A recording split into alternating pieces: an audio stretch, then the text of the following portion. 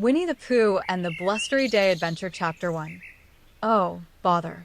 It's a blustery day, one fine morning in the Hundred Acre Wood.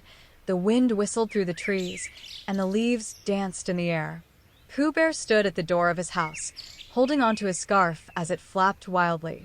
It's a blustery day, he said to himself, watching the swirling leaves. And my tummy is rumbling for a smackerel of honey.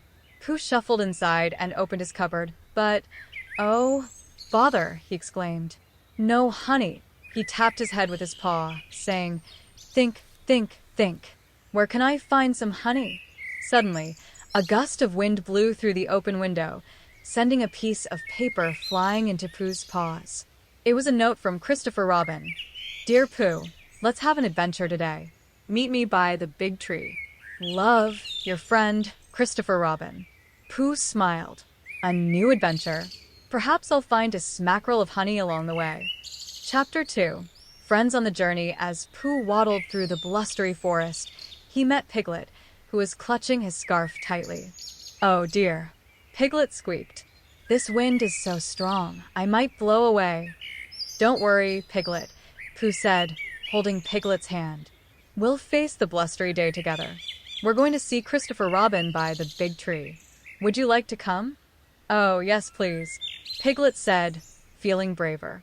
The two friends continued on their way and soon found Tigger bouncing joyfully through the windy forest. Tigger laughed so much. What are you two doing on such a blustery day? We're off to an adventure with Christopher Robin, said Pooh. An adventure? Count me in, Tigger exclaimed, bouncing ahead of them. Chapter 3. Silly Old Bear Saves the Day. When they reached the big tree, Christopher Robin was waiting with a smile. Hello, Pooh Bear, Piglet, and Tigger. I have something fun planned for us today. Christopher Robin pulled out a kite. Let's see if we can fly it in this blustery wind. Everyone cheered and took turns holding the string. But as the kite soared higher, the wind grew stronger and snapped the string. The kite flew away toward a patch of tall trees. Oh, bother, said Pooh. What do we do now?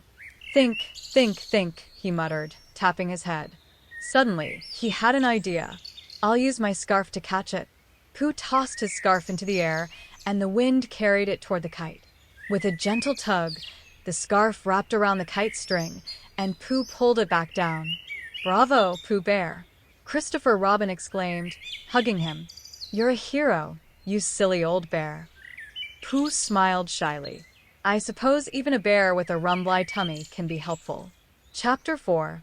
A smackerel of honey. After their windy adventure, Christopher Robin brought out a picnic basket filled with sandwiches, cookies, and, of course, a big pot of honey for Pooh.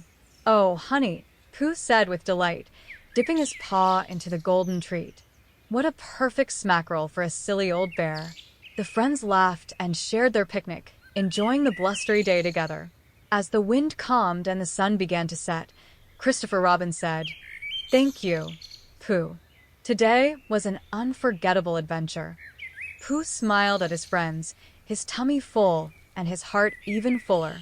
The best adventures are with friends, he said contentedly.